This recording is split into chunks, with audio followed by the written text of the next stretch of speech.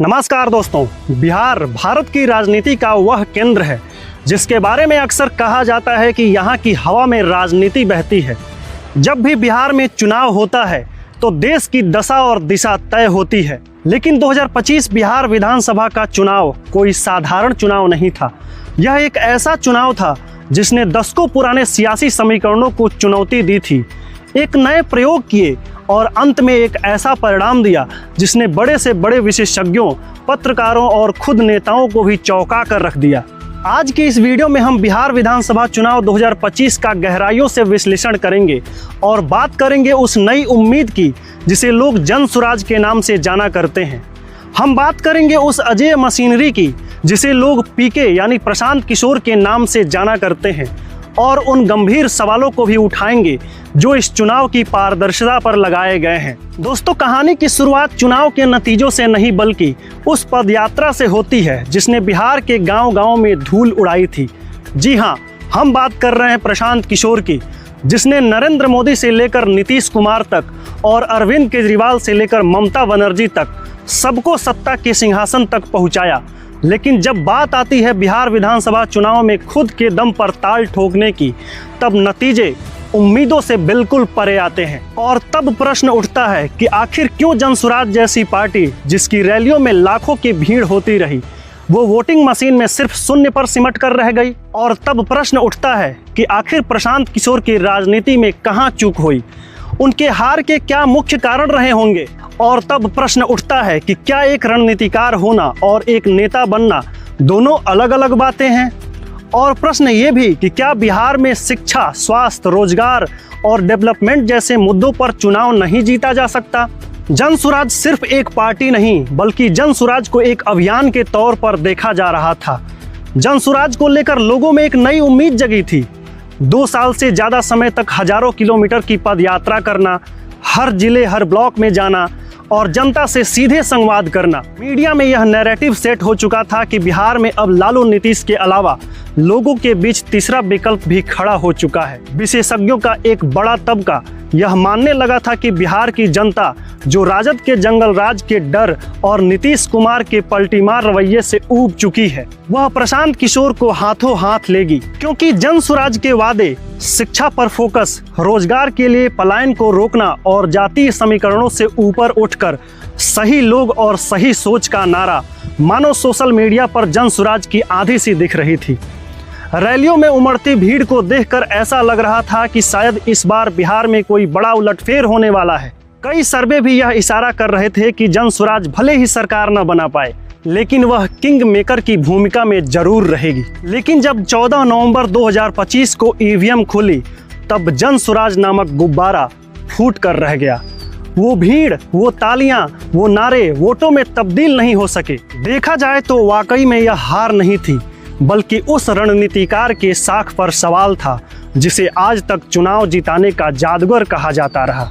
तो ऐसे में सवाल यह उठता है कि आखिर प्रशांत किशोर से कहां गलती हुई, आखिर क्यों बिहार ने पीके को नकार दिया, क्या पीके का जादू खत्म हो गया।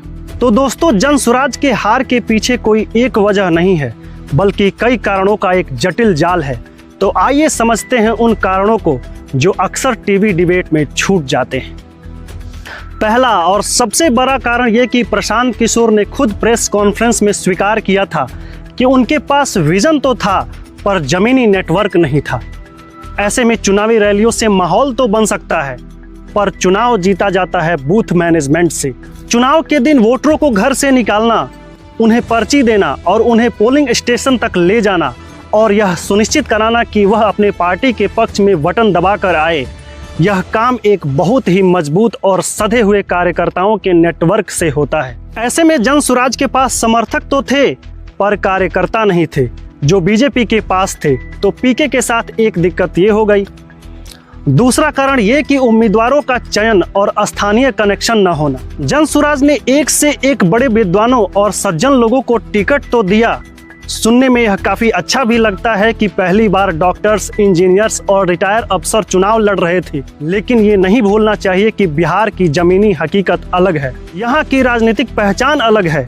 गांव का वोटर अपने विधायक से क्या चाहता है? वो चाहता है कि विधायक उनके सुख दुख में खड़ा हो, थाने में उनका काम करवाए और ब्लॉक में उनकी पैरवी करे। तो वही जन सुराज के उम्मीदवारों को लोग पैरासूट के रूप में देख रहे थे। जनता से उनका कोई पुराना रिकॉर्ड नहीं था, कोई पुराना व्यक्तिगत संबंध नहीं था। ऐसे में जन सुराज के करारी हार का एक कारण ये भी रहा, जनता समझ नहीं पाई कि आखिर जन सुराज है क्या। प्रशांत किशोर कभी नीतीश कुमार की तारीफ करते तो कभी कांग्रेस की विचारधाराओं की बात करते। इस कंफ्यूजन ने वोटरों को संशय में डाल दिया। लोगों में यह चर्चा होने लगी कि क्या यह बीजेपी की बी टीम है, क्या यह राजद को काटने आई है। ऐसे में पीके का फार्मूला बिखर कर रह गया। अक्सर ये देखा गया है कि बिहार की राजनीति में राजनीतिक पार्टियों के गठबंधन से ही जीत हासिल होता आया है। ऐसे में प्रशांत किशोर अकेले उतरे और किसी बड़े दल से गठबंधन नहीं कर पाए। इतिहास उठाकर देखें तो अक्सर बिहार की रणभूमि में अकेले खिलाड़ी के तौर पर बड़ी जीत हासिल करना लगभग असंभव माना जाता है, खासकर जब क्षेत्रीय दल पहले से ही अपने पैर जमाए बैठे हों। ऐसे में जन सुराज की करारी हार का एक कारण ये भी हो सकता है, और एक कारण ये भी हो सकता है कि बिहार की राजनीति जातिगत समीकरणों और पारंपरिक वोट बैंकों पर काफ़ी हद तक डिपेंड करता है। ऐसे में प्रशांत किशोर के पास पहले से कोई स्थापित वोट बैंक नहीं था। हालांकि वे बिहार से जुड़े हैं, लेकिन उनकी पहचान हमेशा से एक राष्ट्रीय रणनीतिकार के तौर पर ज़्यादा रही है। ऐसे में एक कारण ये भी हो सकता है कि प्रशांत किशोर की ये छवि बिहार के मतदाताओं को रास न आया हो। लोगों का मानना यह भी है कि एक मजबूत और सक्रिय जमीनी संगठन खड़ा करने में और लोगों का भरोसा जीतने में, वो भी जब बात बिहार जैसे बड़े राज्यों की हो रही हो, तब ऐसे में समय तो लगता है। शायद प्रशांत किशोर के पास इसके लिए और समय होना चाहिए था। ऐसे में पीके की हार का एक फैक्टर ये भी हो सकता है। खैर, वजह चाहे जो भी हो, लेकिन बिहार की राजनीति ने हमेशा से देश को चौंकाया है।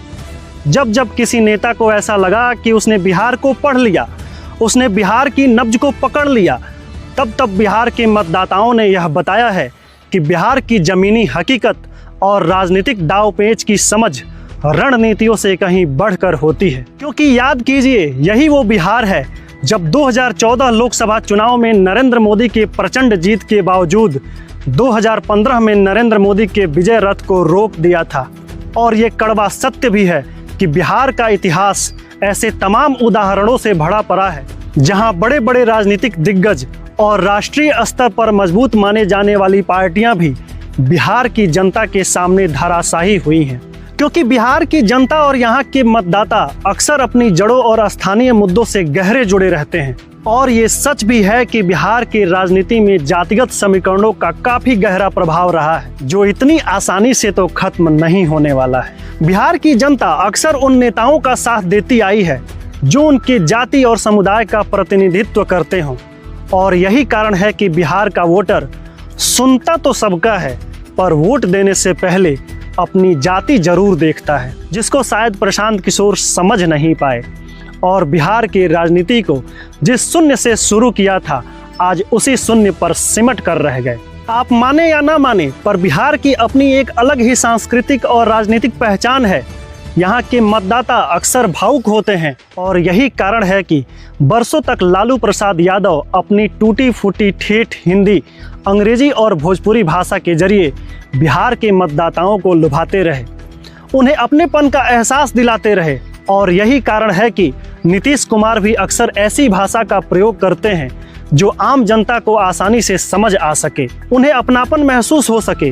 वे सीधे मुद्दों पर आते हैं, अपनी बातों को बिना लौंग लपेट के रखते हैं। और यही कारण है कि वे बिहार के लोगों को खुद से ज़्यादा जुड़ाव महसूस करा पाते हैं। रही बात प्रशांत किशोर की, तो पीके भले ही बिहार से जुड़े हों, लेकिन उनके नाम पर बाहरी का टैग जरूर लगा हुआ है। और लगे भी क्यों ना। प्रशांत किशोर पहले हार्वर्ड में पढ़ाई किए, फिर संयुक्त राष्ट्र में नौकरी किए, फिर नरेंद्र मोदी के साथ इन्होंने काम किया, ममता बनर्जी के साथ काम किया, अरविंद केजरीवाल के साथ काम किया। तो ऐसे में इनकी छवि बिल्कुल बाहरी और बाहरी वाली रही। और ये सब देखते हुए बिहार के मतदाता प्रशांत किशोर से उतना कनेक्ट नहीं कर पाए। और इसी का फायदा उठाकर विरोधी पार्टियों द्वारा स्थानीय बनाम बाहरी का नैरेटिव फैलाकर जनता के सामने पेश किया गया, जिसने जन सुराज पार्टी के चुनावी सफर पर असर डाला। और आज नतीजा आप सबके सामने है। और यही कारण है कि बिहार की जनता ने पीके की बातों को सुना तो जरूर, उनकी विचारधाराओं की काफ़ी तारीफ भी की। प्रशांत किशोर जहां भी जाते उनकी रैलियों में अच्छा खासा भीड़ भी होता रहा। सोशल मीडिया पर पीके छाए रहे। सबसे ज़्यादा रील पीके की बनी, सबसे ज़्यादा शॉर्ट्स प्रशांत किशोर की वायरल हुई और सबसे ज़्यादा इंटरव्यू भी पीके ने ही दिया। पर इन सब के बावजूद भारतीय राजनीति के चाणक्य कहे जाने वाले पीके बिहार की गहराइयों को समझ नहीं पाए। एक सच ये भी कि प्रशांत किशोर अति आत्मविश्वास में थे। वो भूल गए कि आत्मविश्वास और अति आत्मविश्वास के बीच अंतर होता है। कहने को तो प्रशांत किशोर जोश जोश में बोल गए कि नीतीश कुमार को 25 से ज़्यादा सीट आया तो राजनीति छोड़ देंगे, और वो भूल गए कि नीतीश कुमार के पास ईबीसी महादलितों का एक बड़ा वोट बैंक भी है। लालू प्रसाद की पार्टी आरजेडी के पास यादवों और मुस्लिमों का एक बड़ा वोट बैंक पहले से ही मौजूद है। तो वही भाजपा अपने हिंदुत्व की छवि के लिए जानी जाती है, जो गैर यादवों और ओबीसी पर निशाना साधती हुई आ रही है। तो ये बिहार की राजनीति का सच है कि आप जातीय समीकरणों को साधे बिना बिहार में चुनाव नहीं जीत सकते। ऐसे में प्रशांत किशोर को लगा कि वो बरसों से चली आ रही जातीय समीकरणों पर आधारित बिहार की राजनीति को तोड़ देंगे और बिहार के युवाओं को शिक्षा, रोजगार, पलायन और डेवलपमेंट जैसे मुद्दे को उठाकर बिहार में जीत हासिल कर लेंगे। और इसके लिए पीके ने हजारों किलोमीटर की पदयात्रा कर डाली, हजारों सैकड़ों करोड़ रुपए खर्च कर डाले, अपनी पार्टी जनसुराज को जिताने के लिए दिन रात एक कर डाला, पर इसके बदले हासिल हुआ तो सिर्फ शून्य। और सबसे बड़ी बात यह कि जनसुराज के पास कोई जमीनी कार्यकर्ता नहीं थे। चुनाव में जमीनी कार्यकर्ता वो लोग होते हैं जो गांव, गली और मोहल्लों में जाकर सीधे जनता से मिलते हैं, उनके मुद्दों को समझते हैं और अपनी पार्टी के लिए वोटरों को तैयार करते हैं। क्योंकि अक्सर ये देखा गया है कि बिना जमीनी कार्यकर्ताओं के कोई भी पार्टी सिर्फ प्रचार प्रसार, नारे और मीडिया तक ही सीमित होकर रह जाता है, जो प्रशांत किशोर की पार्टी जनसुराज के साथ हुआ। लेकिन अब सवाल ये कि क्या जनसुराज का सफर यहीं खत्म हो जाएगा? यह कहना कि प्रशांत किशोर राजनीति छोड़ देंगे शायद जल्दीबाजी होगा, क्योंकि उनका अनुभव और उनका राजनीतिक समझ इतनी आसानी से तो उन्हें हार नहीं ही मानने देगी। क्योंकि ये तो तय है कि भले ही पीके की बातें स्थानीय बिहारियों को समझ आई या नहीं, लेकिन उनकी बातें, उनके द्वारा उठाए गए मुद्दे कहीं ना कहीं प्रवासी बिहारियों के दिमाग में जरूर घर कर गई हैं। प्रशांत किशोर की हार उनका अंत नहीं है। बिहार ने भले ही इस चुनाव में उनको मात दी हो, लेकिन पीके का एटीट्यूड और उनके भाषाओं में यह जरूर झलकता है कि जब तक तोड़ेंगे नहीं तब तक छोड़ेंगे नहीं। हो सकता है आगे चलकर प्रशांत किशोर ही बिहार का भविष्य बने, क्योंकि नीतीश कुमार का करियर वैसे ही खत्म होने के कगार पर है, तेजस्वी यादव पर वैसे ही टैग लगा हुआ है और भाजपा के पास कोई चेहरा नहीं है।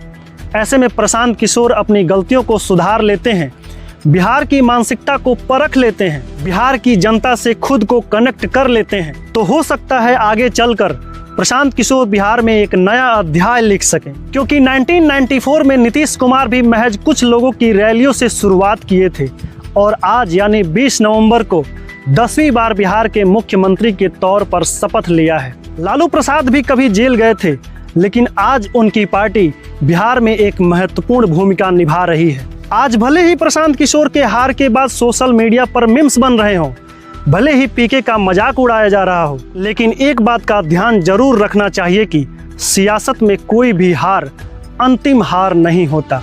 बाकी आपको हमारा ये विश्लेषण कैसा लगा हमें कमेंट सेक्शन में ज़रूर बताइएगा, और ऐसी ही बेबाक और निष्पक्ष रिपोर्टिंग के लिए हमारे चैनल को भी सब्सक्राइब जरूर कर लीजिएगा। बहुत बहुत धन्यवाद।